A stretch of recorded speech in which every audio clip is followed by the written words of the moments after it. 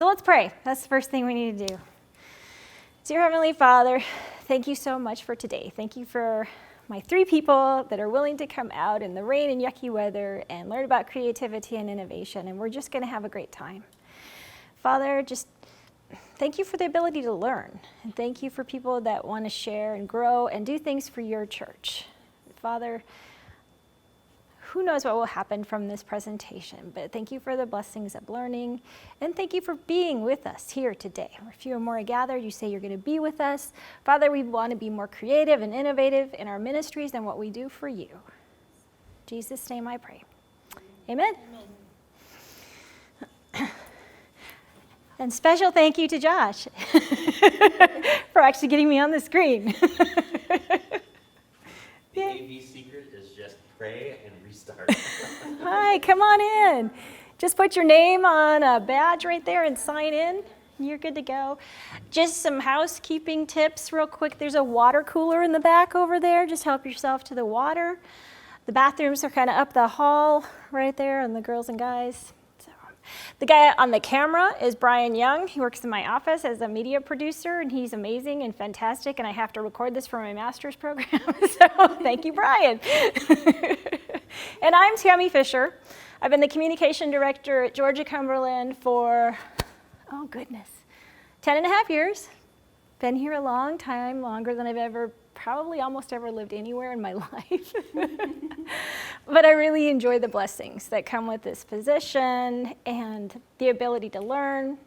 The conference has been supporting me in actually getting my master's, so that's been fantastic. And the flip side, I've been doing a lot of things through my master's for the conference. Does that make sense? Mm-hmm.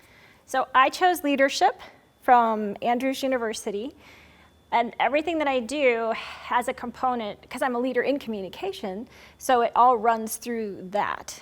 And then a few years after I started my program, they offered the creativity and innovation piece, which I was like, well, that makes more sense than organizational leadership. So I had to switch, and of course it takes a little bit longer when you do that. Have a seat right here with everybody. Okay, so. Huh? So for this, I said, well, let me see. Sure, that's fine. Okay. You can't eat the props yet. Soon. Soon you will. I thought I heard another door, so I kind of want to wait a little bit to do the icebreaker. And then you'll get to know each other a little bit better. And I hate to deprive people of the M&M excitement and fun, because that's our icebreaker.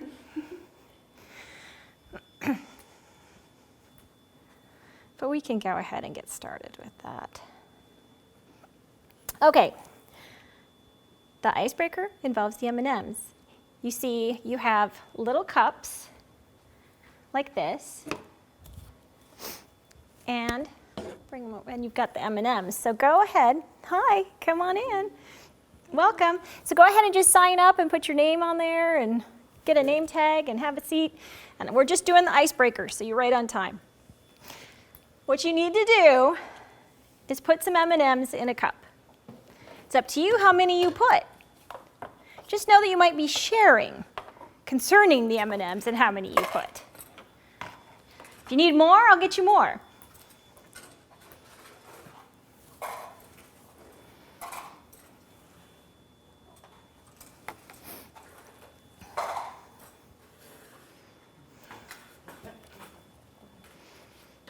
So come on, grab a seat over here, get your name tag on, sign in.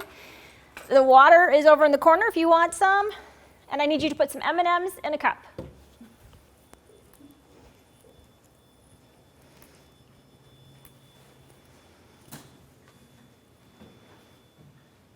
And we're going to get to know each other.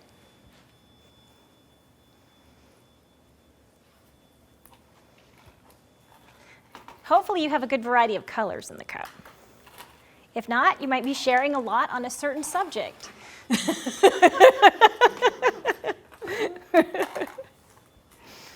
All right, got your M&Ms in the cup. Here's what we're going to do.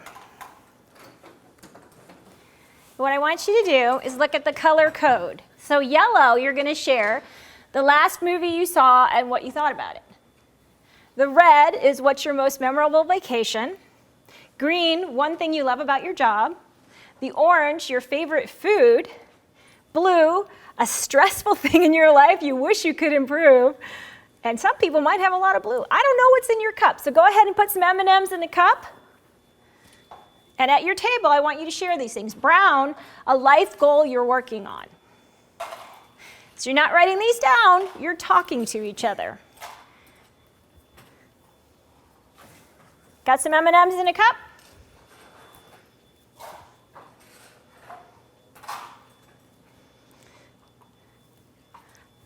Let's just start with the people on the right. Go ahead, share. You don't have to do it all at once. You can choose one M&M and then kind of round robin and go around and just share. But go ahead and start sharing on your M&Ms. Okay? So go ahead and start. What color M&M do you want to start with? You can eat them, you can not eat them. They're yours, whatever you want to do. But go ahead and share. And what color M&M do you have? I'll start with yellow. Okay. All right, are we at a good stopping spot? You feel like you know the people at your table a little bit? A little bit. That's good, because you're going to get to know each other even more. And we might move things around. Who knows? We'll see how it goes. But I'm so glad you guys are here. So I do have a question for you right away. On a scale of, got 10 fingers, right? On a scale of 1 to 10, how confident are you that you're creative? You're a 10? Look at you guys. All right. Wow. It's like, what about you guys? That's why you're here? I love it. That's great. I think if I earn that money with this kind of job, I will be very rich. Well, okay. Wow. I like to be challenged. I like. Well, I'm glad you're here because I'm going to challenge all kinds of things in thinking about life today. So we're going to have some fun. So good. That's great. So we've got some very creative people. We got some people that are exploring if they're creative. That's wonderful. So, of course, I have to look stuff up. And I have to know what it says. So dictionary.com says creativity is the ability to transcend ideas or rules or patterns or relationships and to create meaningful new ideas, forms, methods, interpretations, originality, progressiveness, or imagination. Research, because I have to do some research, this is for my master's program, they disagree on what actually creativity, the definition is. The one I prefer defines creativity as novelty, value, and surprise. So if it's truly creative, you're going to go, oh, that's really something I didn't think about, right? Another academic definition, in its narrow sense, creativity refers to the abilities that are most characteristic of creative people. Well, okay. Creative abilities determine whether the individual has the power to exhibit creative behavior to a noteworthy degree. Another academic. The creative work is a novel work that is accepted as tenable or useful or satisfying by a group in some point in time. Well, that would be ideal, right? Whatever creative project you're doing, it would actually be shared. Novel, I mean that the creative product did not exist previously in the same form. So it's something new. Here's another favorite one that I really like. It's impossible to explain creativity. It's like asking a bird, how do you fly? You just do. If you're creative, you just are. It's just part of who you are. So then I thought, well, it would be interesting to see what Ellen White has to say on this subject. So I couldn't necessarily find the creative, but I thought about gifts. And gifts is a form of creativity. The Lord desires us to use every gift we have, and if we do this, we shall have greater gifts to use, because he's going to keep endowing us with gifts, like with the talents. He does not supernaturally endow us with the qualifications we lack, but while we use that which we have, he will work with us to increase and strengthen every faculty. So praise God for that. So you guys are here, you want to figure out your creativity, and he's going to bless you because of that, I think. I also like the Message Bible. It speaks more of the language that I kind of understand. So Galatians 6, 4-5. Make a careful exploration of who you are and the work you have been given, and then sink yourself into that. Don't be impressed with yourself. Don't compare yourself with others. Each of you must take responsibility for doing the creative best you can with your own life. So amen for that. Because God's going to bless us if we're just taking responsibility for doing our creative best. And the creative best could be in any field. I happen to work in communication here at the conference, but that doesn't mean other departments couldn't be creative. Children's ministries is creative on a very regular basis. So is women's ministries, men's ministries. They're all creative in their own way. So I think that as long as we're doing our creative best, that's what's important. All right, you're ready for an activity again. We're going to have a lot of activities. So what I want you to do is, you're going to be drawing something. So you can draw it on a Post-it note. You can go to the table and get some paper. I've got all kinds of colored paper. That is our activity table. So just, that's your resources. We're going to be using that on and off all day. So what you need to have in front of you right now is a blank piece of paper of some form. I don't care if it's a Post-it. I don't care if it's a piece of paper. There's cardstock, regular paper. You can use crayons, markers, pencils, pens, however you want to do your project. You just need one surface to share on.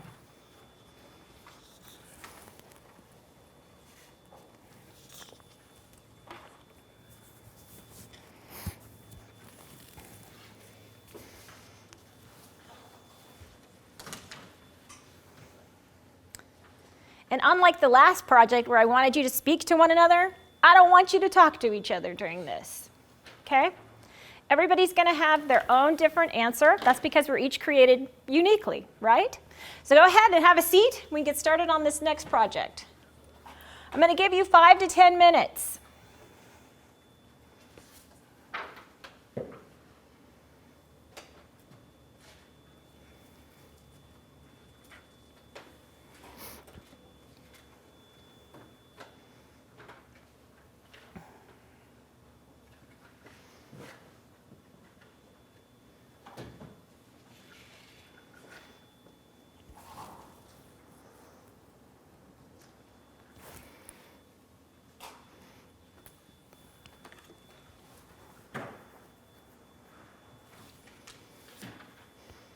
And at one point had a timer on the screen. We're not going to worry about that.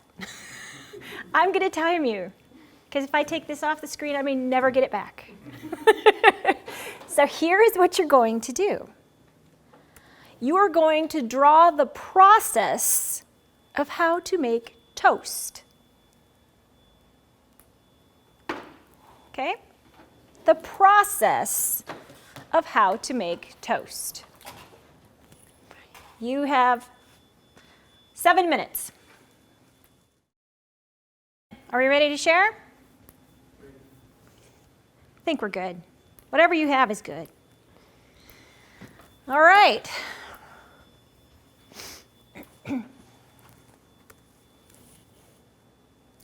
So creativity is never what it looks like on the surface, right? It's always something different.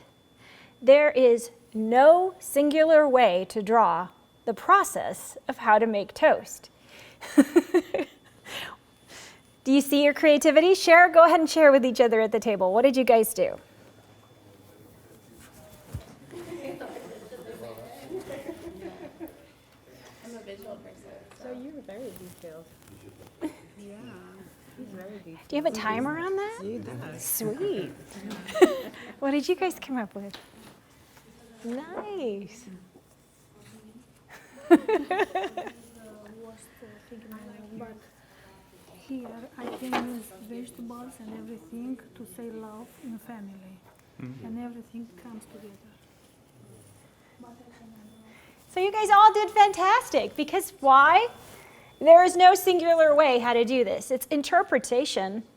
It's your creativity and individuality that is shown in the process of how you make toast.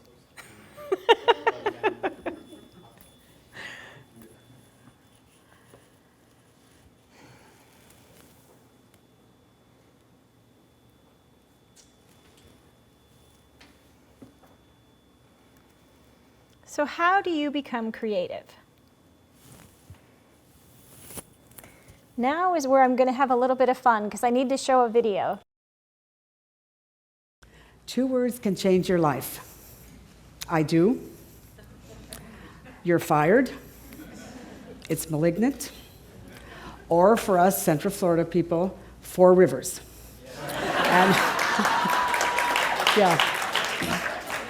There's 2 other words, simple, rather mundane, and very common, that when used together can also change your life and change the world. These 2 words, yes and. Yes and. Yes for I'm listening, I'm suspending judgment, and for I will add to it and help move forward. For example, when Rosa got on the bus, she said, I can ride this bus and sit in the front. When the computer whiz and his friends said, let's build an open source encyclopedia and make it free for the whole world. And JFK said, let's take a man to the moon and bring him back. Now, not all ideas should or could be as big as the ones I just mentioned, but I would like to propose that every idea deserves at least 1 minute of life. That's kind of radical, I know. There's a lot of bad ideas. In fact, I even Googled bad ideas, and there were 716 million entries that came up. So I took a moment and perused through a few of them, and I just randomly picked 3. A cement parachute, a glass hammer, and an invisible TV. So yes, sounds like pretty bad ideas. Well, I said, all right, I'm going to apply the yes and theory, and I'm going to study these out a little. So it turns out that yes, a cement parachute is a bad idea if you're jumping from a plane and want to live. But if you're a band in Scotland looking for a name, the cement parachutes might be a pretty good idea. Or if contractors, I doubt, would use glass hammers. But if you're a woman working in technology and you just broke through the glass ceiling and you were nominated to win the Glass Hammer Award, that'd be pretty good. And invisible TVs, have you seen them? Well, maybe not. They're 72 inches long and 1/4 inch wide. So from the side, you can't see them. Yes and changes our perspectives. Psychologists tell us that we have all been conditioned to say no. In fact, the older we get, the more we say no. And there is a theory that we have a yes-no ratio in our life. Some more than others, I guess, because everybody would say yes once to maybe 4 no's or a yes to 119 no's. It just sort of depends on your situation. But the key is to be mindful of what your ratio is, because we all have a yes-no ratio. Because it turns out that it doesn't really matter if an idea is good or bad. If it's new and different, we will say no to it. And because new and different ideas scare us, take us off kilter, and confuse us. And an off-kilter, confused, scared mind says no. So I would like to add something to the great statement that Victor Hugo said, that an army of men cannot stop an idea whose time has come. I would like to add, but we certainly try. And because we're so used to saying no, we don't even realize we're saying no sometimes. For example, when my boys want to go to a movie, I might say, don't waste your money, that's not a very good movie. Or maybe they're dating somebody, don't go out with her, she's a loser. I think I'm only out of love, I'm saying it only out of love. Or if they're looking at a certain major in university, I might say, don't take this major, you'll never get a job. Now, I say that out of worry. But we just are blind sometimes to our no's. But when we do know we're saying no, we actually like to blame it on someone else or do other things, like, for example, the devil. Let me be the devil's advocate. And who wants to argue with the devil? I don't. Or we become historians. Didn't we try that 5 years ago and it was a bad idea then? Or we just simply trifle with people's emotions. And we say, hey, that's a great idea, but it'll never work.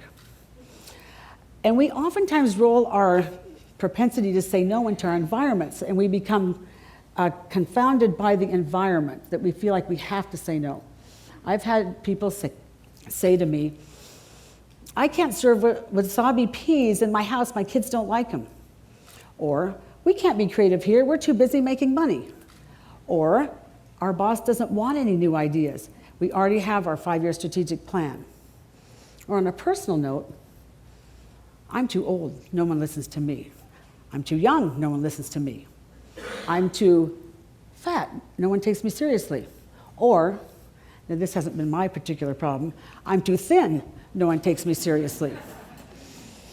Well, I work in an environment that's very restrictive.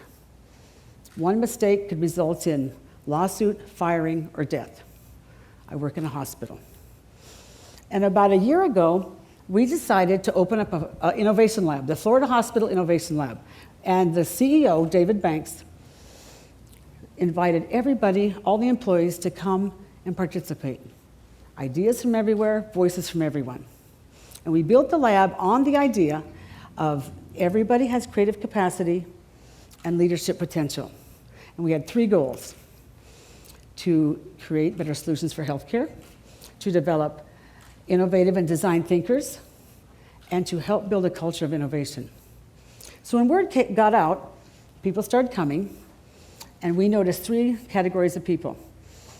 People who thought they had no ideas, people who thought they had all the ideas, and people who would shoot down the ideas.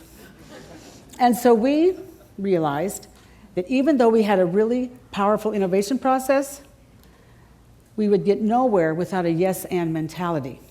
So we had to build a bridge of yes and start teaching basic, simple improv games to people that were based in yes and, that really that gave them the example of what yes and really means.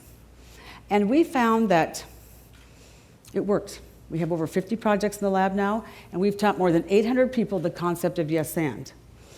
And we did a survey last month, and we found that 93% of the people that had been in the lab said they would come back and they would recommend people to come and bring their challenges there. And we were pretty excited about that.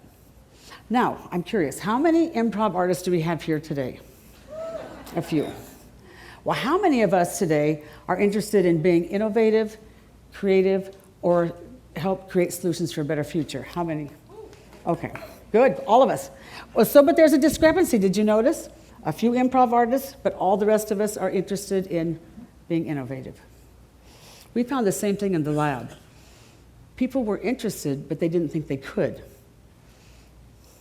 Well, it turns out that improv and innovation are the same. And you might say, wait a minute, improv is about comedy and jazz, and innovation is about creating cell phones and bladeless fans. But in reality, improv is not about comedy at its core, and improv is not about, or innovation is not about inventions at its core.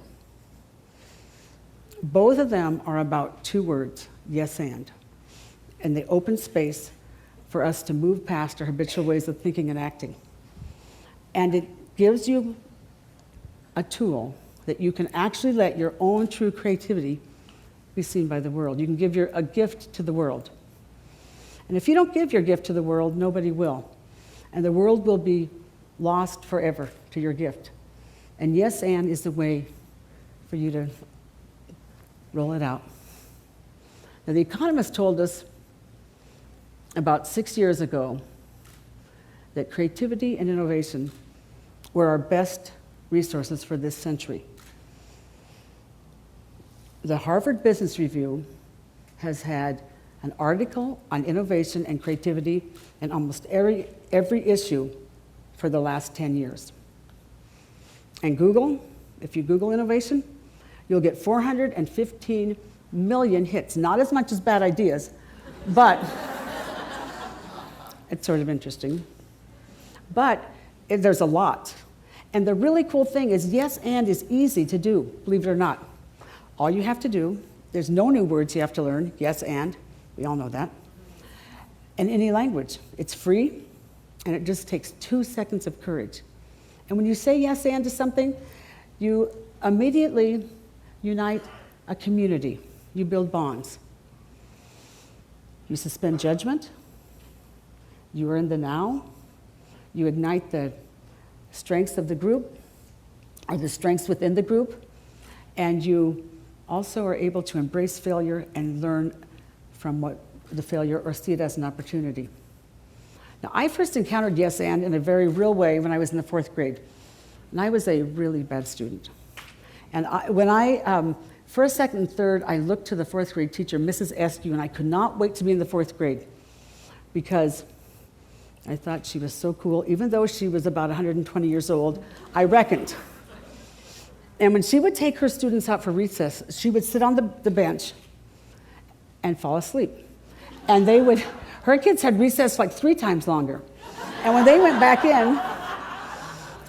back into class, she would let one of the better readers in the class read, and she'd sit at her desk and fall asleep. And they could read the whole afternoon, so I could not wait to be in the 4th grade. So imagine my dismay when I walked in the first day of 4th grade, and Mrs. Eskew was not there, but a lady with very skinny legs, red hair, and a wrinkly neck. I was staring at her neck when she said, "Class, hello. My name is Mrs. Roster," and she turned and wrote it on the board. Well, it might have been my 4th grade wisdom or my frustration that Mrs. Eskew wasn't there, but I said to her, I was sitting right in the front row, "You really ought to go by Mrs. Rooster since you look like one." And so I was a bad student. Well, so she turned around just like that. And she said, "Yes, and they have a dance, the chicken dance." And she taught it. She said, "Stand up, we're going to learn it." And she taught it to us. I remember it still. Beaks, wings, tail feathers, and 4 claps. Maybe you know the chicken dance. Well, a little later, a few weeks later, Ronnie Antone, one of the boys in our class, had to go to the bathroom, and you know the little bathrooms in the back. He went back, somebody was in there, and so he went up to the front of the room to ask Mrs. Roster if he could use the girls' bathroom. But it was too late. He peed his pants right there on the floor. And so, we thought that was hilarious. And so Mrs. Roster jumps up and she drops some paper towel, grabs some paper towels, drops it in the puddle of pee, and begins wiping her feet. And she says, "Come on, class, everybody get some paper towels. We're going to learn how to paper towel ski up and down the classroom." And so she did, up and down the whole aisles, and then she even thanked Ronnie Antone when we were done. She thanked him for the experience. Well, a little later in the year, she said, "We're going to be doing oral reports," and she assigned topics, and she assigned me eagles. So time went on, and one morning she said, "Today's the day we're giving our oral reports, after lunch." And so I listened to her say that.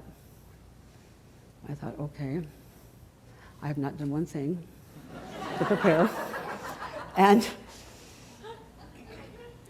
I started to be filled with dread because I thought my life's going to end after lunch.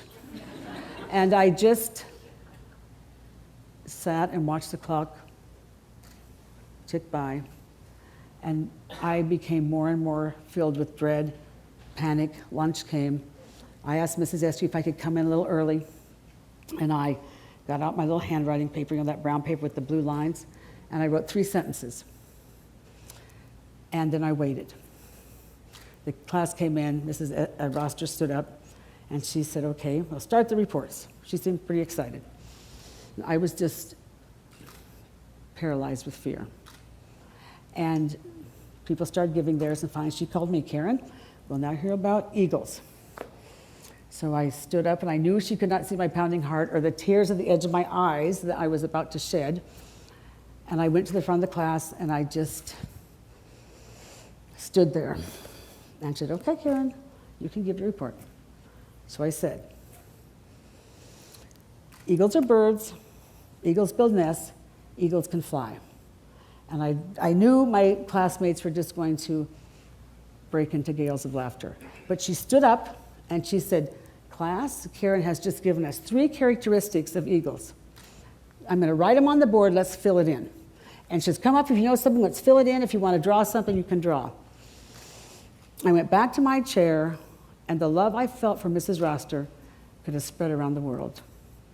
And the debt of gratitude I owed her, I knew could only be repaid by becoming a better student.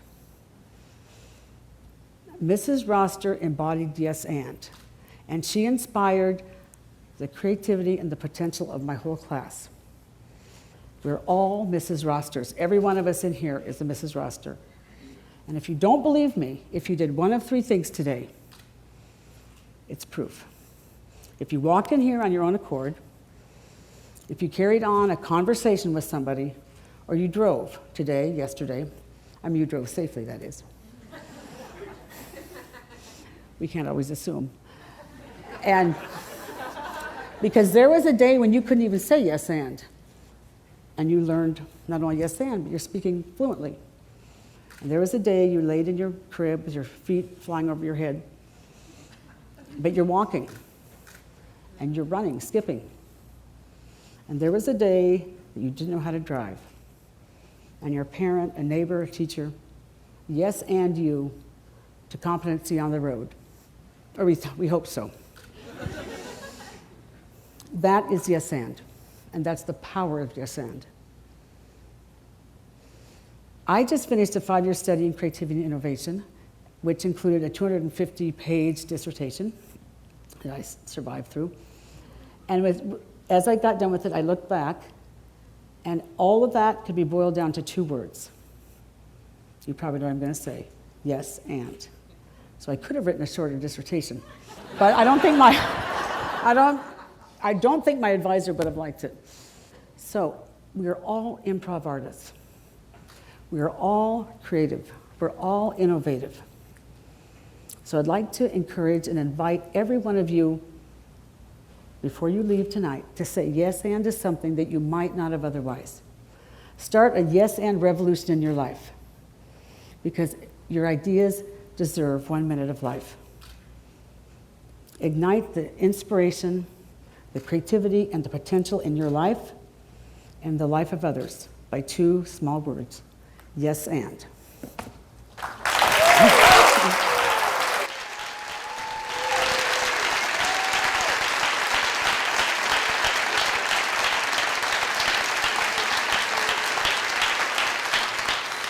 What did you think? Have you ever thought of that before? Of course not. So it's really changed my style of how I do things when somebody comes to me with an idea. Yes and doesn't mean that you agree with everything somebody's saying. But what happens when you say the word but?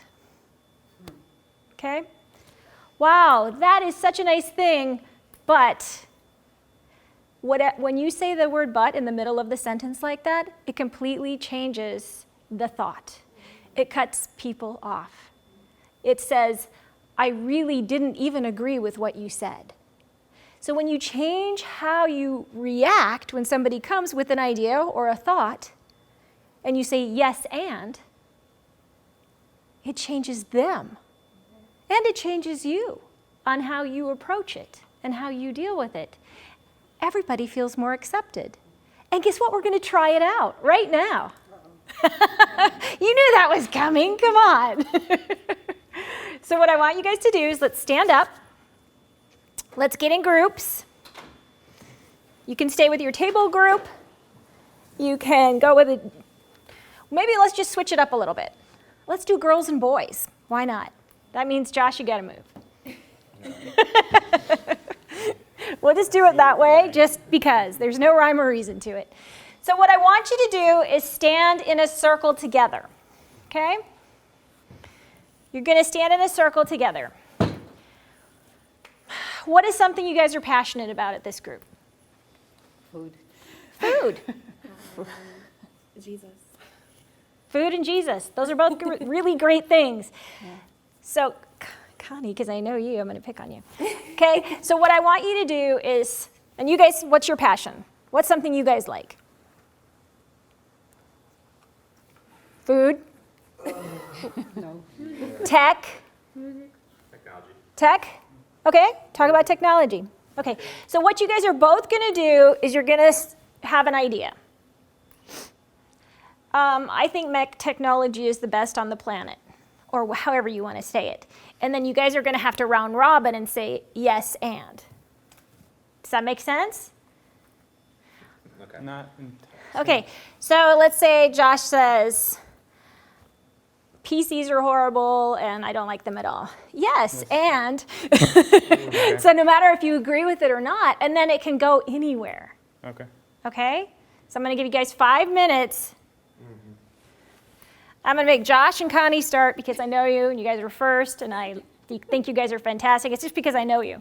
So I don't care what subject you talk about, and then you're going to go around the circle. Okay?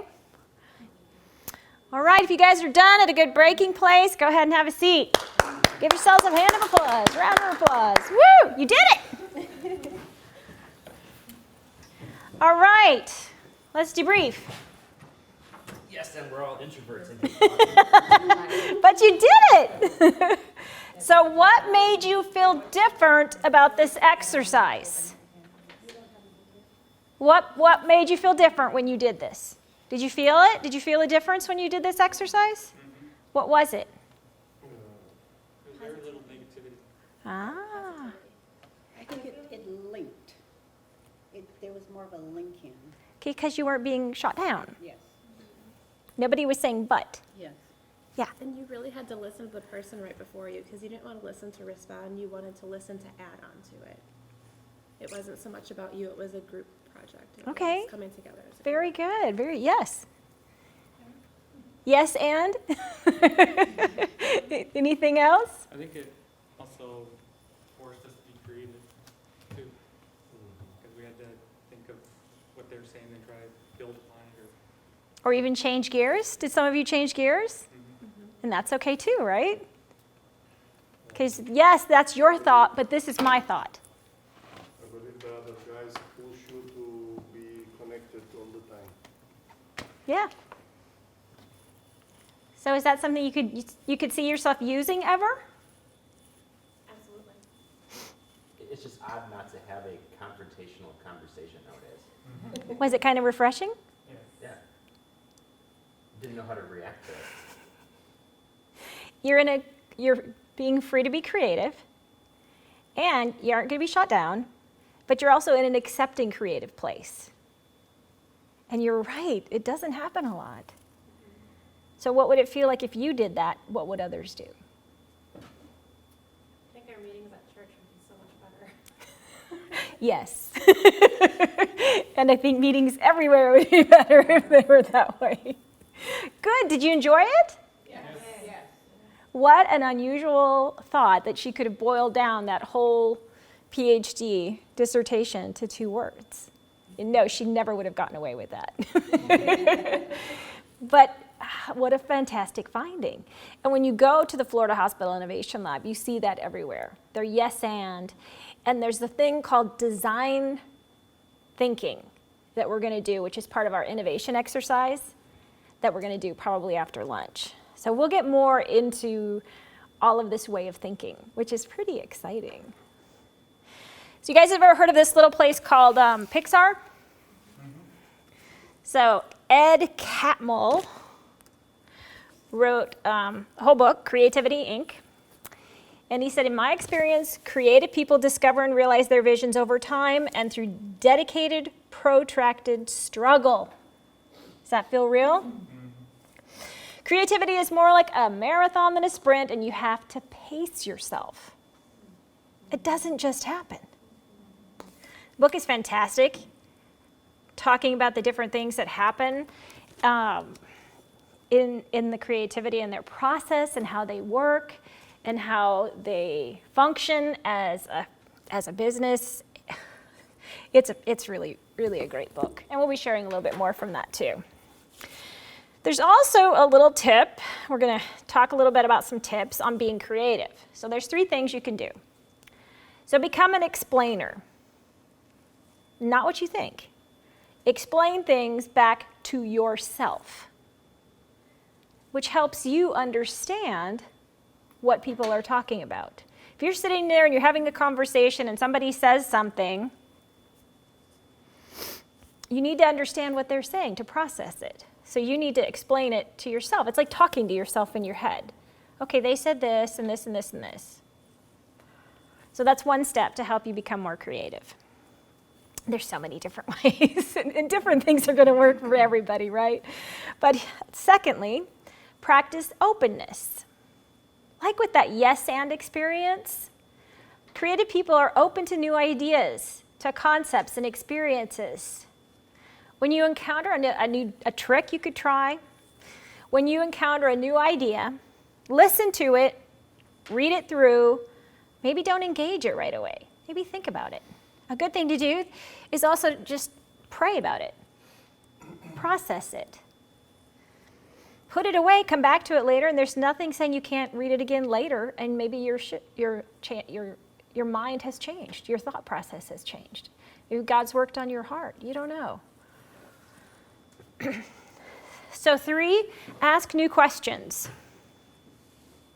Did you know that new ideas are pulled from your memory? You thought about something that happened and it made you think about this? And creative people don't settle on a single way to think about a problem. There's a lot of different ways to solve problems, right? Okay, so think about a problem right now. Not that you have any, of course not. Think about a problem right now, though. Man, I really wish I could eat those M&Ms. I don't know what the problem is. So ask yourself, how would my friend solve this problem? My friend would probably eat the M&Ms. They're hungry, they're just going to eat them.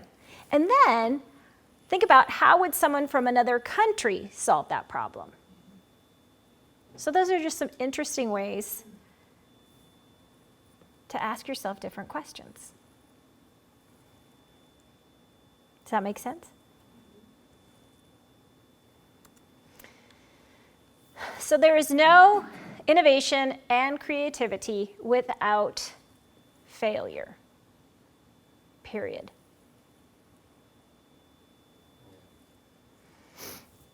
Is that okay? Yeah. And I can quote you stats on how many people have failed at all this and all that, but the important thing is that we always just get back up. Try it again, try it from a different angle. Maybe it's not the path we should be going on. Maybe we completely switch. So when you failed, what happened? What did you guys do? Start again? You learn a way not how to do it. Okay, what does that mean? Well, if you fail at it, you know that way isn't going to work again, so quit trying that way. There you go. Just like monkeying with this thing, trying to get it to work. So there is this guy named David Kelly. This is his book, Creative Confidence, Unleashing the Creative Potential Within Us All. And he works with Stanford's D School, which is the design thinking process. He creates unique animatronics for films, and he formed IDEO. And I'm going to share his video with you, so again, I'll be right back.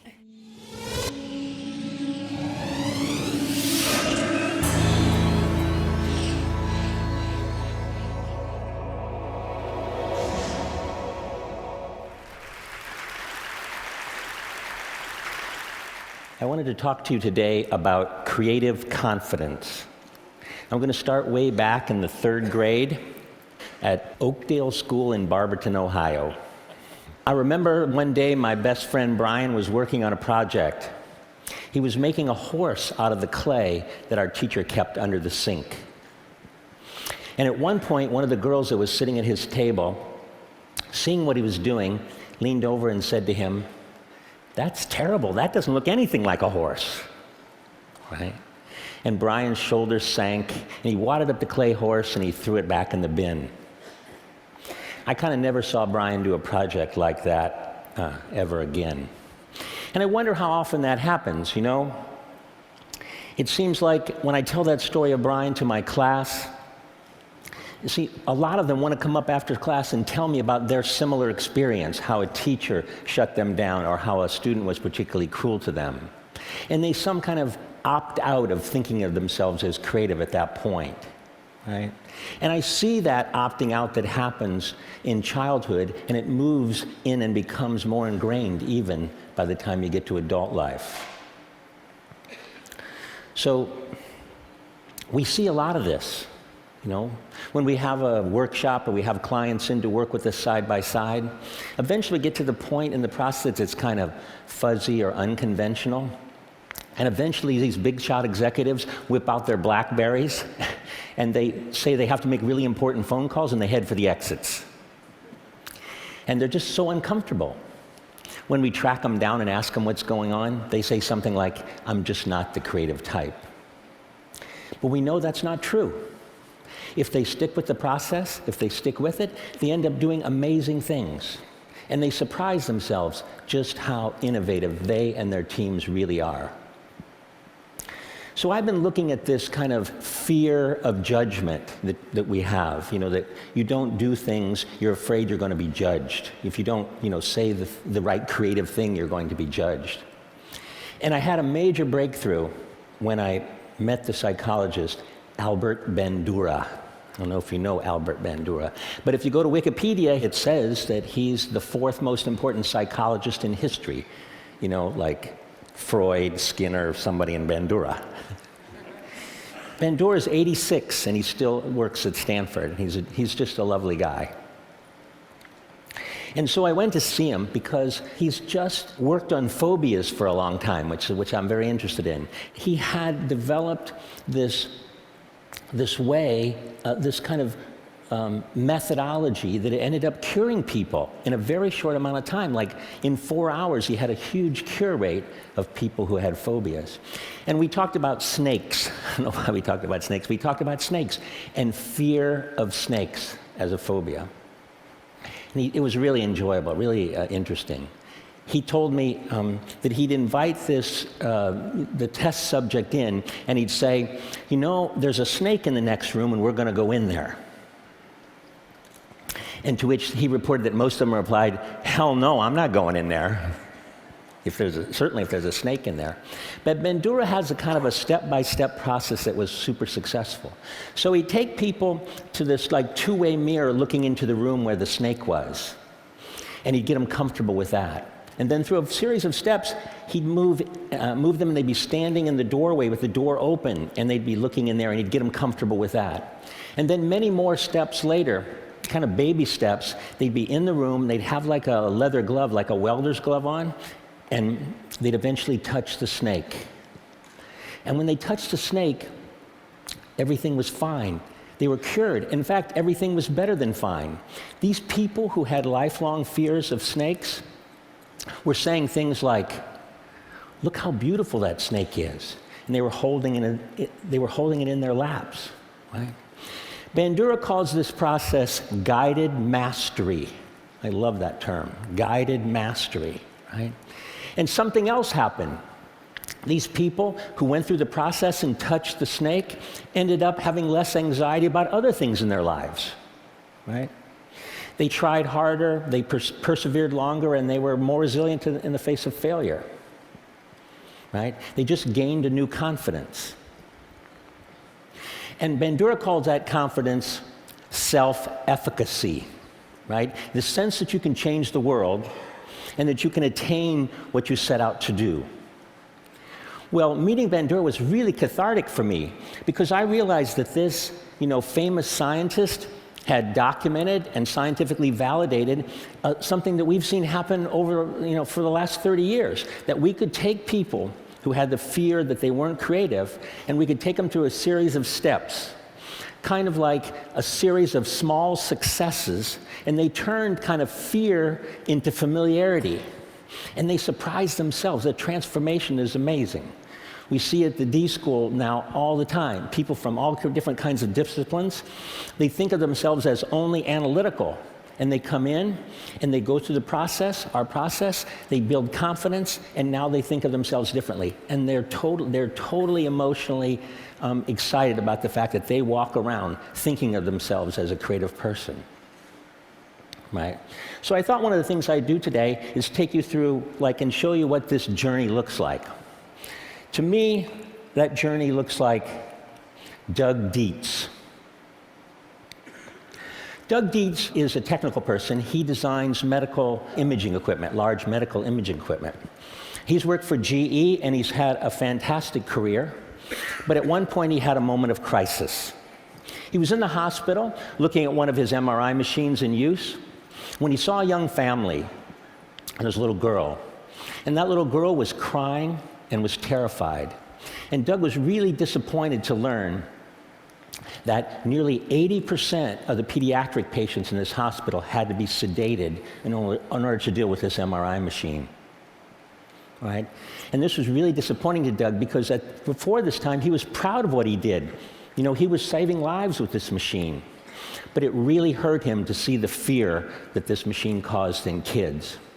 About that time, he was at the D School at Stanford taking classes. He was learning about our process, about design thinking, about empathy, about iterative prototyping. And he would take this new knowledge and do something quite extraordinary. He would redesign the entire experience of being scanned. And this is what he came up with. He turned it into an adventure for the kids. He painted the walls and he painted the machine, and he got the operators retrained by people who know kids, like, children's museum people. And now, so when the kid comes, it's an experience. And they talk to him about the noise and the movement of the ship. And when they come, they say, okay, you're going to go into the pirate ship, but be very still because we don't want the pirates to find you. Right? And the results were super dramatic. Right? So from something like 80% of the kids needing to be sedated to something like 10% of the kids needing to be sedated. And the hospital and GE were happy too because you didn't have to call the anesthesiologist all the time, they could put more kids through the machine in a day. So the quantitative results were great. But Doug's results that he cared about were much more qualitative. He was with one of the mothers waiting for her child to come out of the scan, and when the little girl came out of her scan, she ran up to her mother and said, "Mommy, can we come back tomorrow?" Right? And so I've heard Doug tell the story many times of his personal transformation and the breakthrough design that happened from it. But I've never really seen him tell the story of the little girl without a tear in his eye. Doug's story takes place in a hospital. I know a thing or two about hospitals. A few years ago, I felt a lump on the side of my neck. And it was my turn in the MRI machine. It was cancer. It was the bad kind. I was told I had like a 40% chance of survival. So while you're sitting around with the other patients in your pajamas and everybody's pale and thin, and you're waiting for your turn to get the gamma rays, you think of a lot of things. Mostly you think about, am I going to survive? And I thought a lot about, what was my daughter's life going to be like without me? But think about other things. I thought a lot about, what was I put on earth to do? What was my calling? What should I do? Right? And I was lucky because I had lots of options. We'd been working in health and wellness and K through 12 and the developing world, and so there were lots of projects that I could work on. But I decided, and I committed to at this point, that the thing I most wanted to do was to help as many people as possible regain the creative confidence they lost along their way. And if I was going to survive, that's what I wanted to do. I survived, just so you know.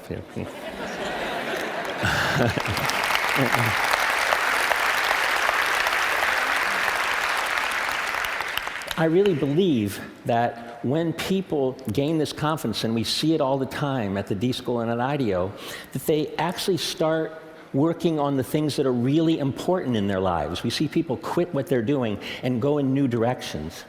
We see them come up with more interesting and more ideas so that they can choose. from better ideas. And they just make better decisions. So I know at TED you're supposed to have a change the world kind of thing, isn't that? Everybody has a change the world thing. If there is one for me, this is it, to help this happen. So I hope you'll join me on my quest.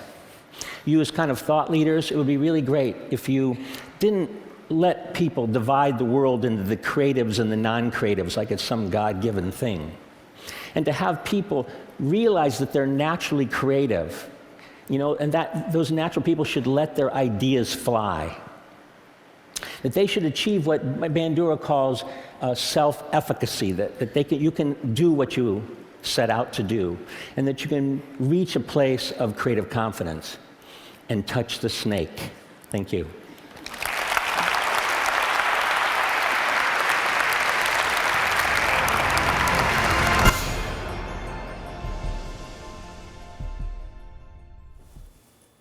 We're going to change gears.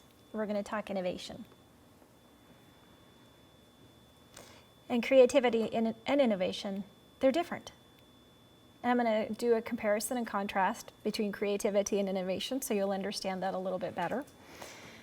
But let's look at this. This might make some people uncomfortable if you're conflict averse. For good ideas and true innovation, you need human interaction, conflict, argument, debate. Not saying you have to get angry, but I am saying people are going to have different thoughts. And to make innovation happen. So because this is an academic presentation also, a little bit we got to throw something in here and there. They say, what is innovation and how does it develop? In the physical realm, a behavioral innovation is a new, useful, and potentially transmitted learned behavior arising from a social learning, innovation by independent invention, or a combination of a social and social learning innovation by modification that is produced so as to successfully solve a novel problem or an existing problem in a novel manner. So for all of that, this is what it means. Peter Drucker, if you want something new, you have to stop doing something old, right? You've got to do something different to be innovative. Let's do a little comparison and contrast because we've done a little talking about creativity and I think you understand that pretty well. So let's talk about creativity and innovation. Their meanings. Creativity is an act of creating new ideas, imaginations, and possibilities, while innovation is the introduction of something new and effective into the marketplace. The process is imaginative on creativity and it's productive on innovation. So it's something you're actually doing. It's like creativity is the thinking part and the innovation is the doing part. Quantifiable, creativity, not really. It's fun though. And then yes, it is quantifiable for innovation because you actually see a product, a result. So the creativity is related to thinking, something new, something different. And innovation is related to introducing something new. So they partner with each other, but they're different. Do you need money? With creativity, not really, but it does take time. I mean, if you're going to truly allow people to be creative, there's man hours, right? And innovation, yes. If you're going to produce something, you put something out there, you need money. Is there a risk with creativity? Not really, because you're just thinking and talking of new things and ideas. And with innovation, if you're putting money in it, there's risk. So I want to talk to you about Pixar and Google and how they're innovative. And they're pretty amazing. But I want you to pay attention. I'm going to ask you to share. Of course, we're going to do another activity. Wouldn't be fun if we couldn't do that. So pay attention to these two. So again, Creativity Inc. I'm going to go here. Ed Catmull is the co-founder of Pixar Animation Studios, the president of Pixar Animation and Disney Animation. He received only 5 Academy Awards, at least at the time of this. And interestingly, he has a PhD in computer science, which I thought that was interesting, the guy from Pixar, co-founder. So let's Pixar's mechanisms. This is how the company operates. These are things that Pixar has in place in their company that they do to be more innovative. So they have something called dailies, or solving problems together. There is engagement on all levels. There is no ego. There's authenticity and honesty. When they critique, they have to be specific and meticulous so that they understand why things are not working. And who knows some of the Pixar films? Just, you guys have heard of Pixar? Like Ratatouille, Toy Story, those kinds of things, yeah. They actually have a master class to how to see and think expansively. They teach their people how to do this. Everyone shares in complete work, and everyone is free to make suggestions. The result is that they feel people, they see more clearly. If people are telling you things and you're not getting upset about it because you know you're going to do the same thing to somebody else and you just want feedback, it helps the company. Here's one of my favorite things. They do research trips, right? So Ratatouille, they spent 2 weeks in France dining in Michelin-starred restaurants. I'm like, oh, that would be so cool. With Up, the researchers went to see the, I don't know if I'm saying this right, tepuis in Venezuela. So tell me what the tepuis is. It's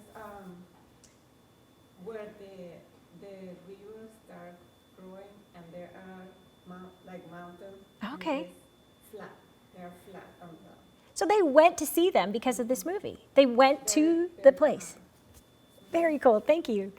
And in Finding Nemo, the researchers went, this one's not as fun, but it's cool. The researchers went to a sewage plant in San Francisco to see how it worked. Because you know the fish, how did they go? What happened to them? When they do these research trips, it fuels inspiration and it fosters authenticity and confidence. When you watch the Pixar movies, there's a reality in it, right? They also understand the power of limits. Limits are real. They're imposed not by internal processes, but sometimes by eternal, I think it's supposed to be external, not eternal realities. Maybe eternal. The resources. You really kind of only do have so much money to do a project with. Deadlines, anybody heard of those? They're real too. Shifting economy, business climate. When you impose limits or procedures, you're going to know how they will aid in enabling people to respond creatively. But that way you know where you are. There's power in limits. We can't always be everywhere doing everything. That's not real. What is our creative outlet? Where should we be sharing? What should we be doing? And what does business tell us? This is cool. They integrate technology and art. So their software people are rotating in and out of production, working closely with their artists, recommending new technology to make their jobs better. Genius, right? Because there's new stuff being produced all the time. And if you're being an artist or a graphic designer, you don't know what all of those things are, but they're software people, that's part of their job. It just makes them better. Have anybody seen any of their shorts? Like the penguin one? I love that one. So they're short experiments. It's part of their culture. The smaller groups are working together. The external, there's a bonus, right? Because you get a free movie. That's kind of fun. And you forge a bond. The internally, there's really not any commercial value for them in this. But they say that they care about the artistry and they create a feeling of goodwill. And honestly, this guy Joe, who's part of the team, he says it's better to have train wrecks with miniature trains than with the real ones. So let's see if the little one works, if the short works. That makes total sense. But the result is it affirms values. That's what they are. That's what they do. So go, hey, if you got an idea for a movie, do it. Try it. Get a team. Get started on it. How affirming would that be? And goodwill. So they also learn to see. They learn to set aside preconceptions. You guys know that every day you wake up with a worldview. From where you were born, where you grew up, things that have impacted your life, everybody has a worldview. You just do. Born and raised in Wisconsin until I was 14, all I knew was farming, right? My uncles were all farmers. Yes, I have to say this, I'm a Green Bay Packers fan, and oh well, they didn't do so well this year. But hey, next year, come on, Rodgers. But everybody has that. So when you're able to take off that worldview and understand and listen to other people's worldviews, you expand and you grow. And that's the learning to see, learning to understand. Also, I'm a Christian. Some people are not. Catholic, Buddhist, but they need to understand, and I need to share their worldview and where do they come from. Again, you're learning to see on the process of making toast. Did anybody ever think when they woke up this morning that they were going to come here? You knew I was going to do weird things, right? It was going to be strange, creativity, it's going to happen. But the process of making toast, was that something you thought about? And yet everybody's was so different. The whole thing is learning to ignore the bias when considering a problem. Then they have something called postmortems, which is so sad sounding in a way. But it's really just, you talk, right? You debrief. What went well with this film? What didn't go well with this film? And what lessons did we learn?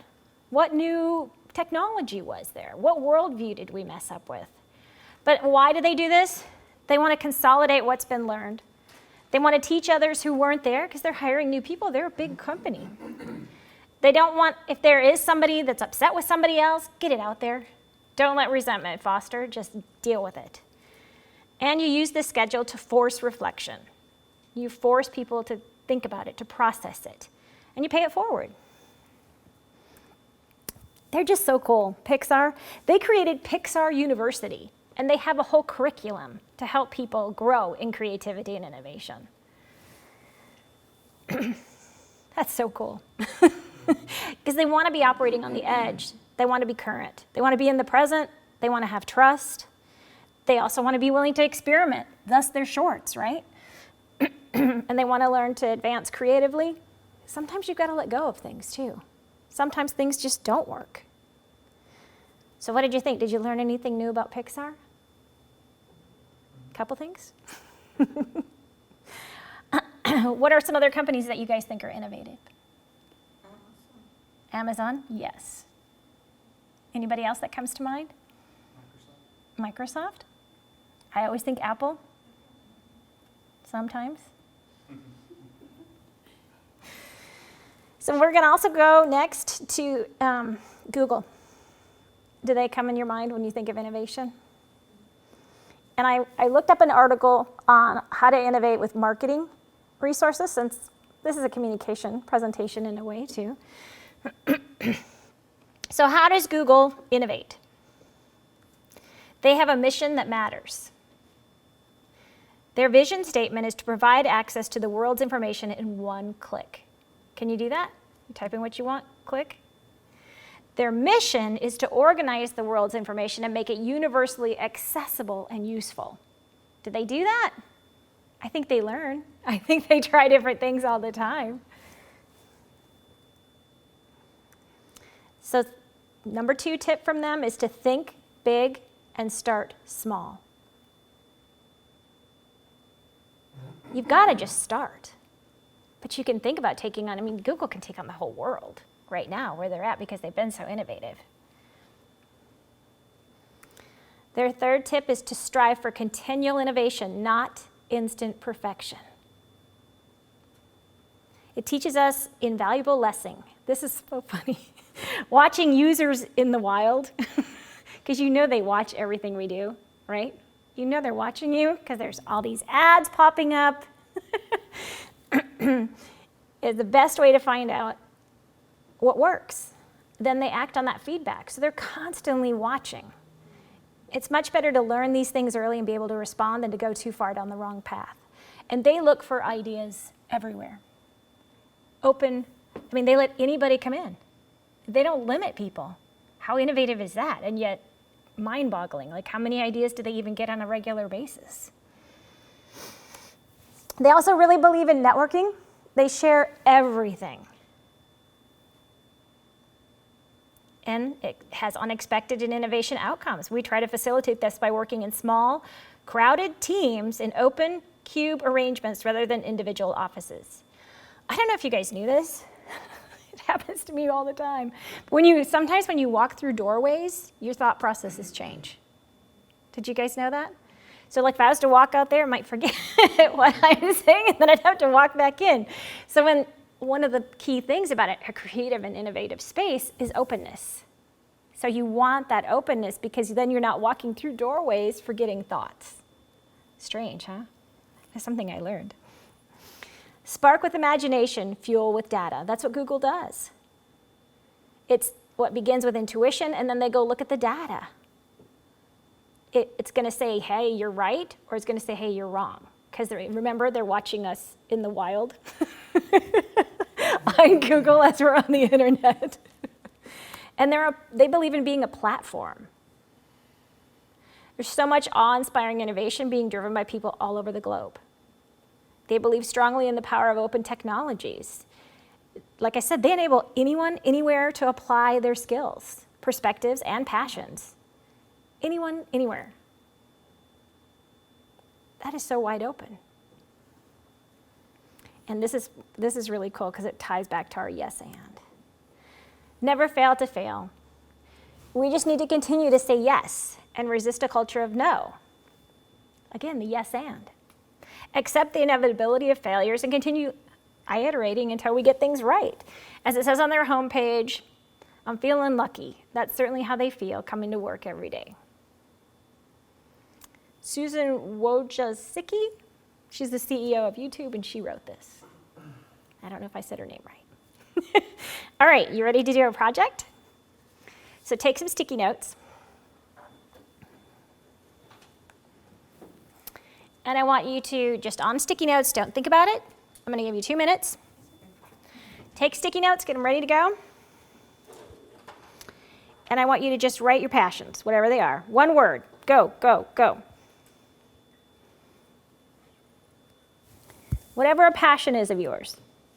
Cooking, baking, surfing, whatever it is, running, drawing, whatever it is, just write it. Write a whole bunch. Write them on single pages and then keep going. Just tear off the sticky and just keep going. All right, stop. Gather those all up and set them to the side. Now, we're going to write nouns, person, place, thing. Go ahead and write them. Whole other pile. Do the same thing. Go. 2 minutes. Person, place, thing. Just nouns. All right, that's it. Stop. Put those aside. Now I want you to write descriptive adjectives. Go. 2 minutes. Okay, stop. Woo! Feel the energy flowing? Now what I want you to do in your group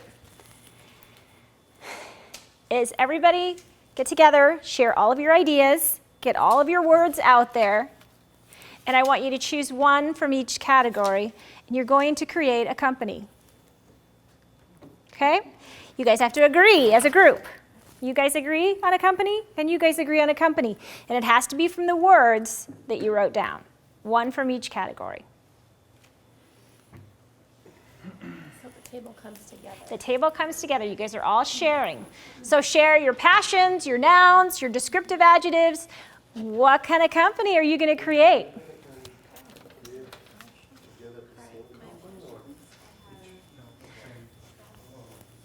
So take one word from a passion, somebody's a noun or a descriptive. Take, I want to see at the end, I want to see 3 sticky notes on what your company is.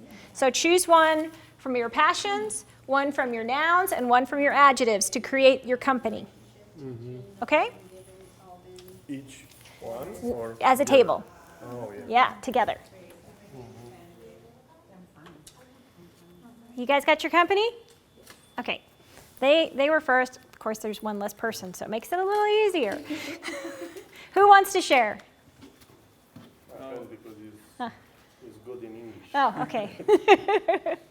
We picked travel as the business, and then money as the noun, and then purposeful as the adjective.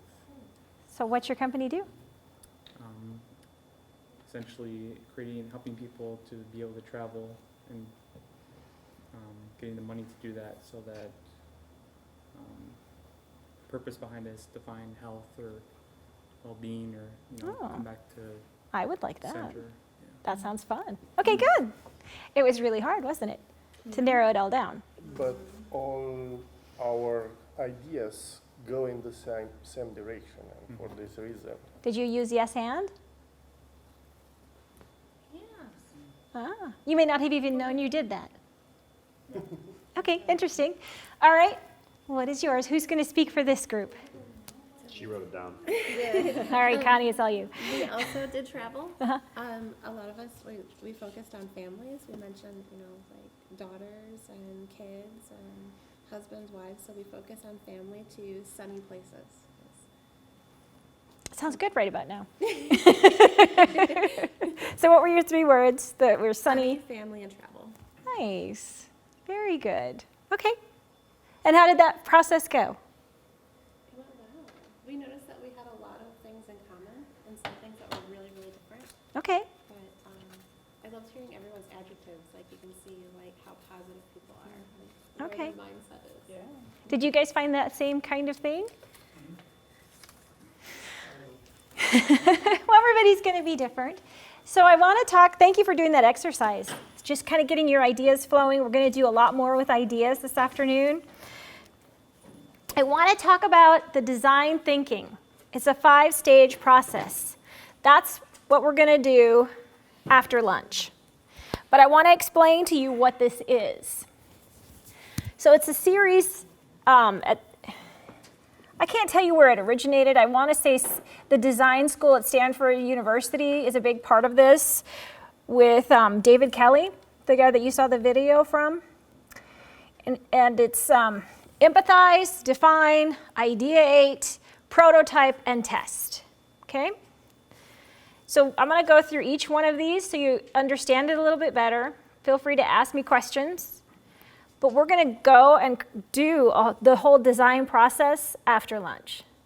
It's going to be fun. Mm-hmm. But you're going to feel overwhelmed because this is such different thinking. But you're going to love it, I think, because you guys are in the total mindset to do that. So first, you gather empathy. Empathy is created through interviews, observation, ethnographic research. The goal of this part is to get to know the people you're designing for. Their worries, their goals, their life stories. So you're kind of just putting yourself in their shoes. You're talking to them, you're getting to know them, asking questions, asking how they feel. Empathy is understanding why they are the way they are. Okay? So that's the first step in the design thinking. Then you define your scope. It's to synthesize the data, all of your getting to know your client, while building empathy, into needs and insights, and use those to define the challenge or problem. So what is the issue? So first you gather the data, then you define the scope. What's the real issue going on here? Then sometimes you do a reframe. Because sometimes it's really not what you think it's going to be. So you're going to step back from obvious solutions. You're going to alter your focus or point of view. You're going to uncover the real issue. Look for ways to bypass resistance or mental blocks. Sometimes people don't want to share about what's going on when you're getting behind in their feelings. What is it? And sometimes think about the opposite thing. Maybe this is what it appears to be, but what's this? Maybe it's that. I don't know. The next thing is ideating. So once you've defined from your empathy what the challenge really is, it's time to come up with a whole bunch of different solutions. What could solve this? Any idea is a good idea. And you guys found that when you were writing everything down. Even if it's bad, there's something to be learned from why it doesn't work. Again, the yes and. And you're open to suggestions from others. And remaining open to thoughts and ideas and new ways of thinking.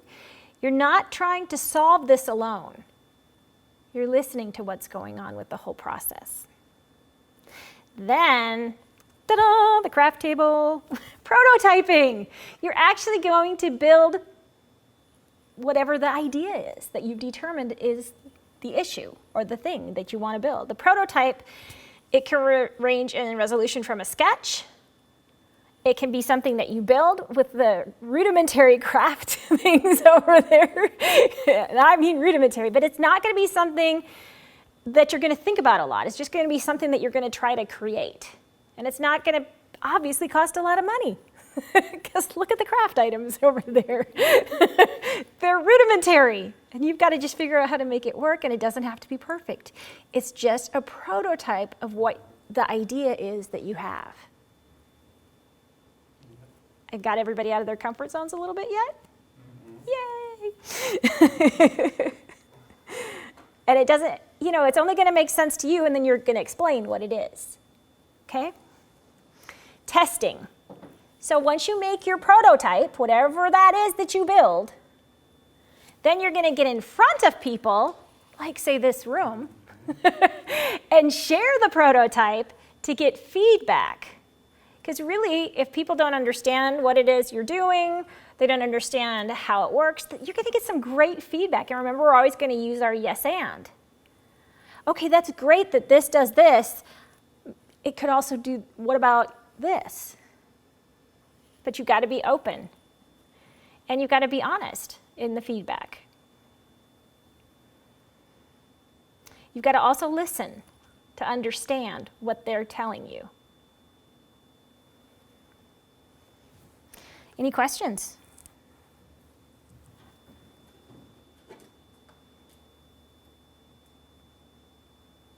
None at all?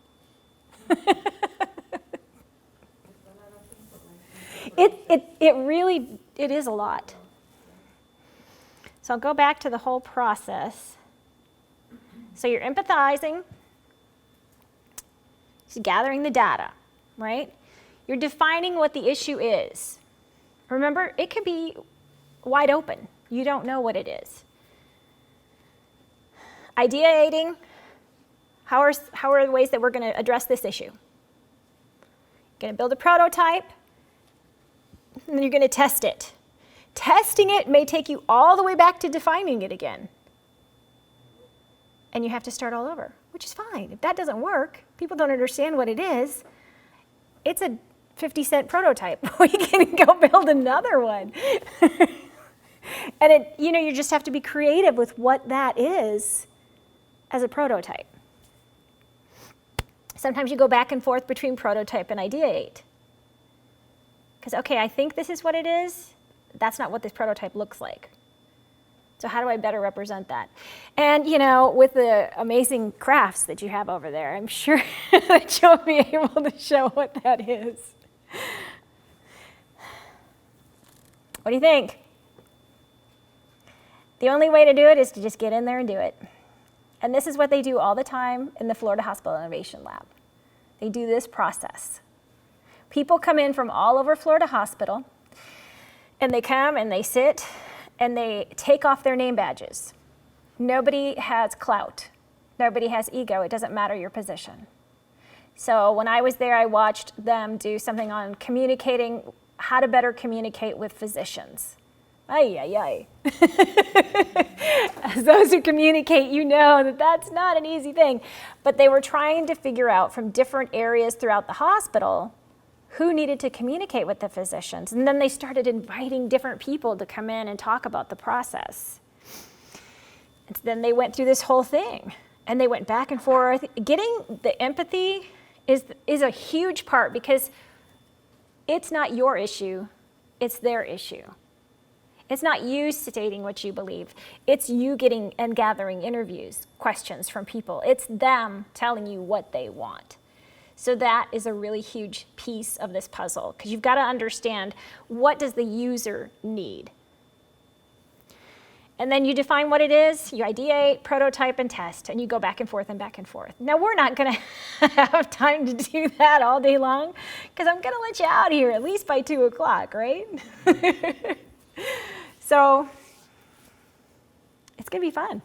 But you're going to feel, I'm hoping you felt like I've been building up to this, but it's also something that's going to take you out of your comfort zone. But I think you've been doing out of your comfort zone things already.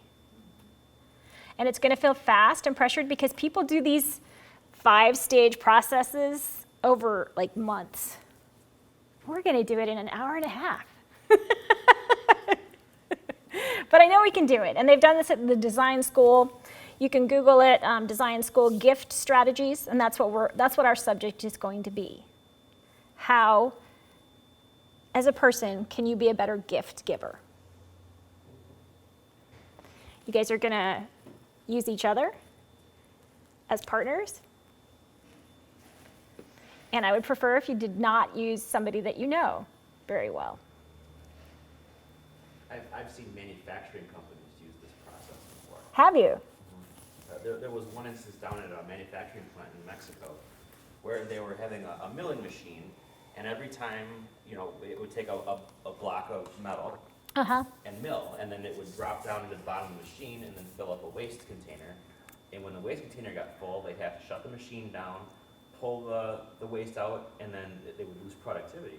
And so they got together as a bunch of teams, and I think it was a maintenance man said, well, why don't you drill a hole in the side of the machine and have it fall out the side?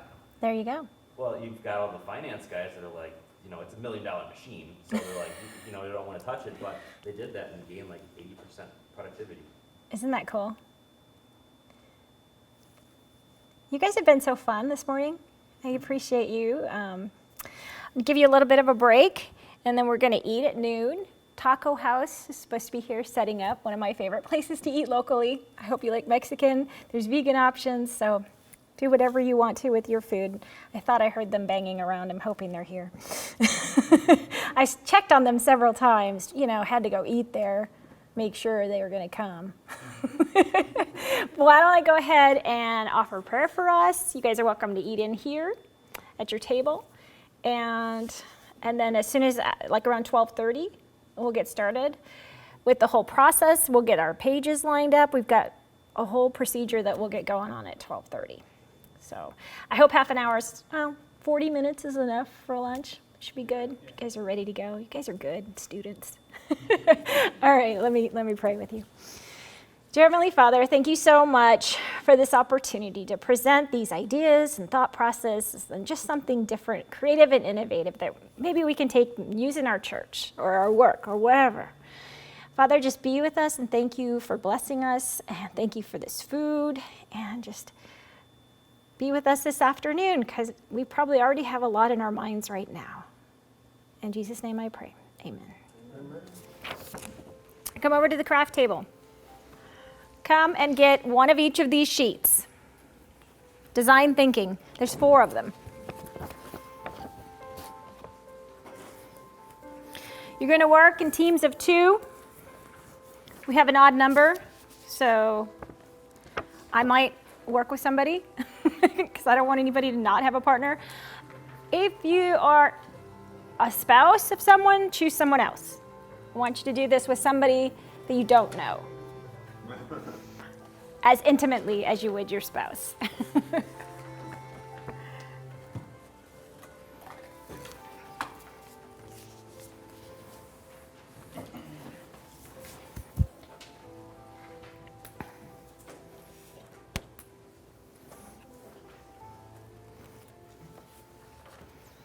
Okay, everybody got some paper? Something to write with?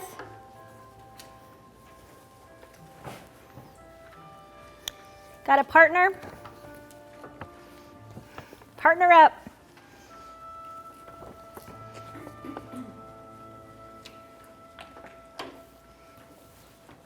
Partner with you? Sure. All right. Find a partner. I got mine.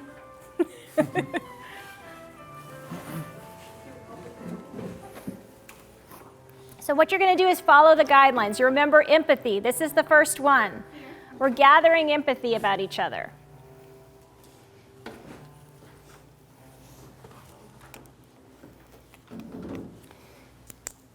So my name is Tammy Fisher, and you are Chad. Measure. Measure. How do you spell it? E-U-E-R? E-U-R. E-U-R. Okay. So I'm going to give you 4 minutes. So get started. Gather empathy. And each of you will get 4 minutes. So take whoever wants to begin, just the partners A and B. Maybe partner A start asking questions. Okay? Is this about Ideas we have? Your challenge is redesigning gift-giving process for your partner. Okay? So he's going to ask me questions about gift giving and what that means to me, why I do it, all that kind of thing, and what it feels like for me. Ultimately, you're trying to gather the empathy on what it means to the partner. So just start asking questions. It'll come. Okay, time's up.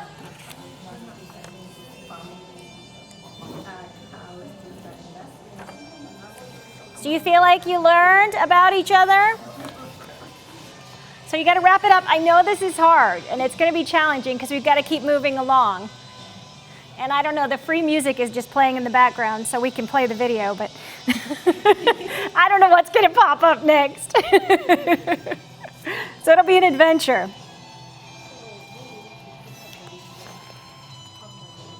Now, on the second part, we're going to do another 4 minutes each. Look at number 2. So you want to follow the path of the story that you already started. You want to understand why your partner is the way they are. Why do they think that way? Why do they feel that way? What is the underlying emotions? Are there any triggers to the emotions? All right, you ready?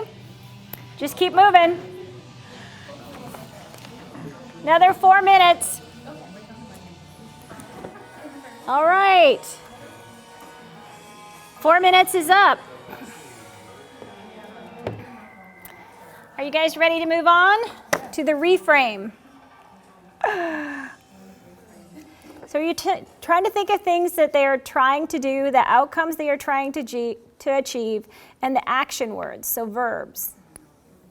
And then the insights, the new learning about your partner. What kinds of things are you learning about the person that you're talking with? What are their values? What are their feelings? What are their priorities? And they're all written here. So we're going to talk about that. You guys ready? Switch partners. Next one. Oh. Okay, 4 minutes is up. Woo.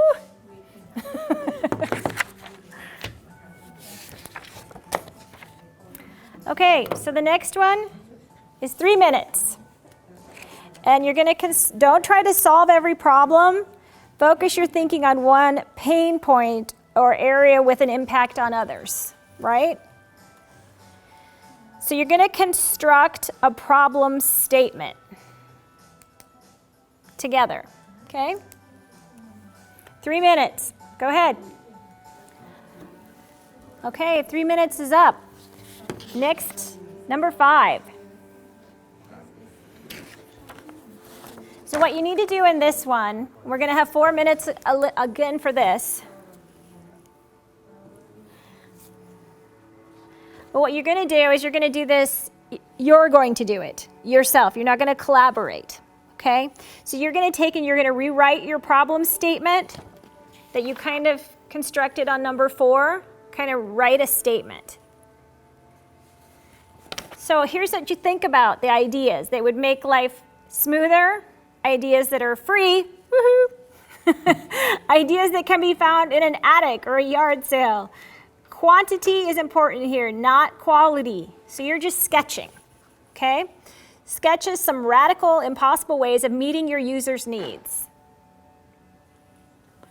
Not really any words, if you can help it, but just to sketch ideas. And you can do as many as you want. And if you don't have enough boxes, just go on the back. Okay, if you're just on a roll, just go with it. But you have 4 minutes, so there's that. Okay, and you're good. You guys are doing these individually. All right, 4 minutes.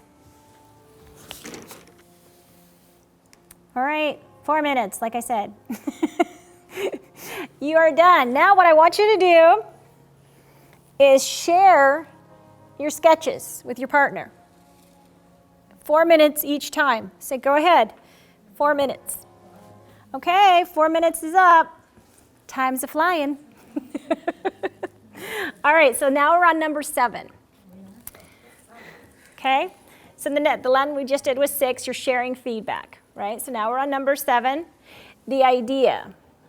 So what you want to do is select the most promising idea from above, from your sketches that you got the best feedback on, and you want to sketch your big idea here.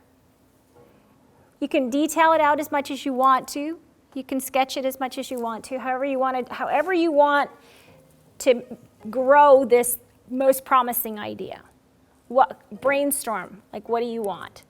What do you want that to be for them? Okay, 3 minutes on this, and then we go to the craft table and create something.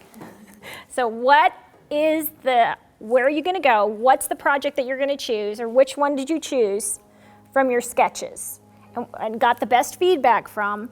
And now right here, kind of brainstorm about it, grow it a little bit. All right, 3 minutes. Okay, is your idea grown? All right, because now is the time to go create a prototype. So you can take the items, you can do it here at the desk, you can do it over there, wherever you want to create. You have 10 minutes to create a prototype. Take a deep breath. Go create something. And if it's not open, open it. Okay, wrap it up. Get ready to share. All right, get back to your seats. Get ready to share. 4 minutes each on the sharing. Ready? Okay, 4 minutes starting to share. Well, thank you guys for doing this. What did you think? Is there somebody that would like to stand up here and share that they're super excited about what they created? Got like 10 minutes. Anybody? Anybody want more feedback than they got? Nobody? Okay, come on up. I don't think my idea is stunning, but I'm willing to share.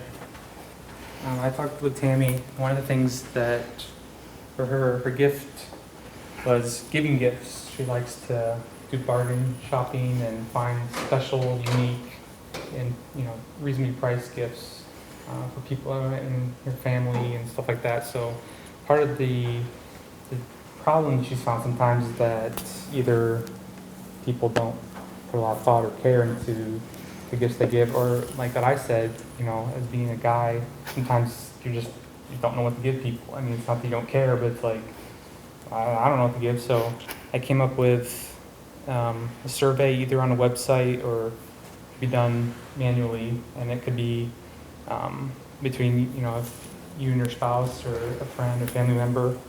And so you would go on there and you would enter things about yourself, your interests, passions, preferences, personality type questions. And then you would have the other person do the same thing, and it would be put into a computer algorithm program, and it would spit out a list of different gift ideas. And then it doesn't have to be necessarily an item. Sometimes giving gifts can be giving time or doing something with someone. So it could be tangible or intangible. I could talk, and it's specific to the other person's love language. So you can help you get to know them maybe a little bit and give you ideas. I could try to do this next time it's their birthday or Christmas or something. And it doesn't have to be expensive. And then down here it could say where you could find those gifts if it was a tangible thing. Like she's got some bargain apps that she uses, and I didn't even know they had such a thing. So you can just educating people on where you can find, this rare thing that maybe is not expensive, but it's hard to find. And then also a little education about, giving gifts, giving time and things is important. Sometimes it's overemphasized or over-commercialized, especially in the United States with Christmas and Santa Claus and all this stuff. But there really is importance behind it. It shows people that you care when you do that. So. Thank you. Good job, Chad. So you guys need to keep clapping because you guys have just now completed your first design thinking project.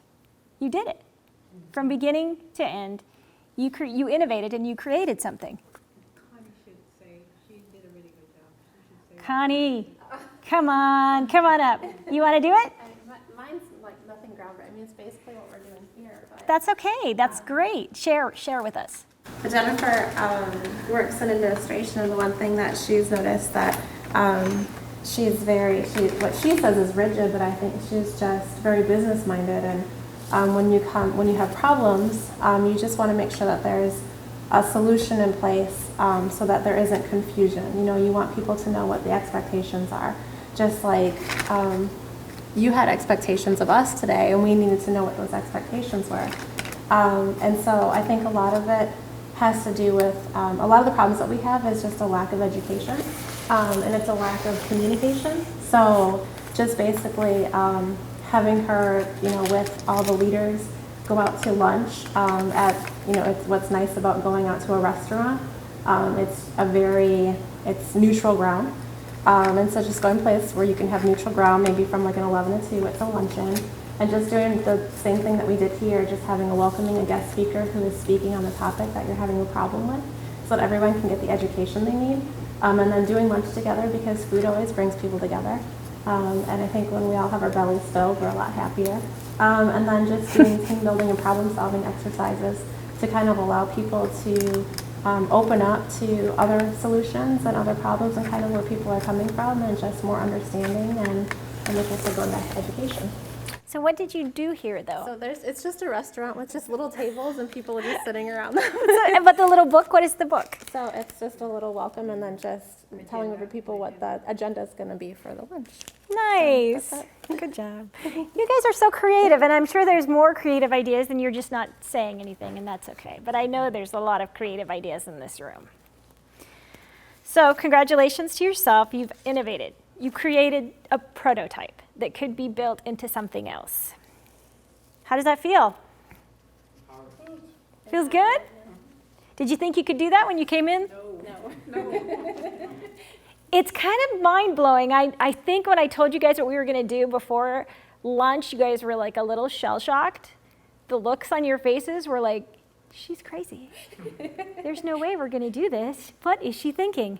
But it's not difficult. You can prototype anything with the stuff you have in your house or your work. It's not difficult, and now you guys know that you can do it. And that's the first step, knowing that you can do it and you can change that. So it's messy, but life is messy, and you don't want to spend a lot of time or a lot of money on something until you know where you're going to go and how it's going to work. So how did it feel showing your work to the other person? Were you excited? Because you knew you were in a good place to share the work, but you were excited because you were able to innovate and create something new, right? How did gathering the empathy, defining the problem, how did that step work? How did all those steps help you? Well, you get buy-in from the other person. Because if you just go in thinking, well, I already know, I'll use the term the market. Mm-hmm. If you think that you know what the market wants, and you give it to them, and then they come back and said, no, that's not really what we want. Well, you had no voice from the other side. Well, right. If you're interviewing someone and you actually know what the needs are, you get better buy-in because they can perceive, well, they actually listened to me. Can you see how that would work outside of this room? Absolutely. You see a lot of different ways that it could work for you. It's exciting. So what is one thing you could try tomorrow in your life from today? What is one thing? Yes, and? Anything else? Just the yes, and? Yeah. The 5-step process? That could do different things for you, couldn't it? Yeah. Well, this is great, and I don't want to keep you guys long. We've been through a lot of exercises today. Is there anything you guys want to share? I have feedback forms. Did you fill yours out already? Look at you. Thank you, thank you. Who needs one? You need one? You need one? Can we get some information on the slides? Yeah, I'm happy to share. If you guys want, I can just send it to that list where everybody signed in. I'm happy to share. So if you want more information on the D School, design thinking, it's all online. You can just Google it, and it's there. But you guys have been the crash course guinea pigs for me. Now my master's project is done, except for now I have to write a paper. But I so appreciate you guys coming out in the nasty weather to come do this with me today. Now I want to ask you guys a question that we asked at the beginning. How creative do you think you are out of 10? Do you still think you're a 10? I think I'm a 10. You think you're a 10? How about the people over here who weren't sure? Do you feel like you're more creative? Yeah, I was thinking like a 6 maybe. You moving up? Yeah. How about you guys? Do you feel like you're more creative? Or they have the tools to be more creative? We discover new sides of our Yes? personality. Oh, good. Well, that's great. All right, so that's all I have for you guys today. I appreciate you filling out the feedback form and letting us know what other workshops you would love to have us do. Josh is going to do a workshop for us at camp meeting on how to do video announcements. They've been doing them at the Gainesville Church for a while and had great success, and I know that's a piece where pastors always want containment on how long announcements are. You want to talk a little bit to that about what you're going to share? Well, the crux of it is how many of you at church, when it comes time for announcements, are sitting there 20, 25 minutes later going, you could have just put that and read it in the bulletin. The problem that we had was people were going way too long for announcements, and so we needed a way to contain it. And so there were various other things that we tried. We tried just doing PowerPoint slides, but nobody was paying attention. I saw your presentation because we are neighbors. Okay, yeah. Just a picture. Yes, okay. And at the time, Pastor Jay Lee had seen what they did at Loma Linda, and they did a whole video production. And he's like, well, what would it take to do that here? And so, then it came down to, resources. You need equipment to do it and whatever. And there's ways how you can do it on a bigger budget, and ways how you can do it on a very small budget. So I'm just going to go through with Connie. We're going to show you what our setup looks like, and exactly what things that you would need to buy and in order to get it started. And it's not very hard. I don't have a background in video production, and that's the whole point of it, is that you don't need a background in it. You just need to have the willingness to sit down and actually do it. And it's not as hard as people would think. And it could be used from a business perspective too. Yes. I mean, you could do because if you're using social media, videos are key. Yes. Hugely important. Or even for your website.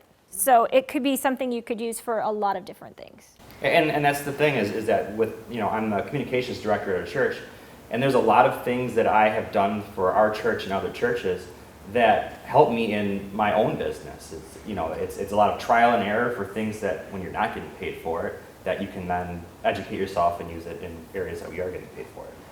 Thank you. What is the minimum equipment that we need to do video? Software, which you can get software for about $200.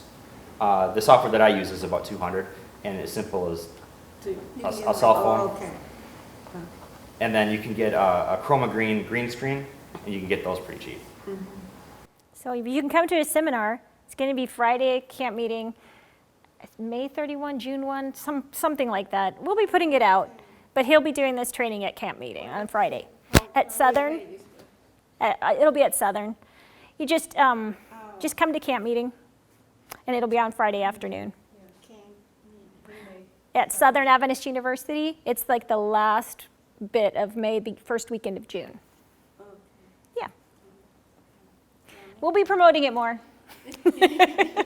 So thank you guys. I want to go ahead and have prayer for safe travels for everybody, and I do so much appreciate you guys coming out to this. So dear Heavenly Father, thank you so much for today, for the ability to have this creative, innovative rush of training in our minds. But just, Father, just help us to use it to give honor and glory to you in all that we do.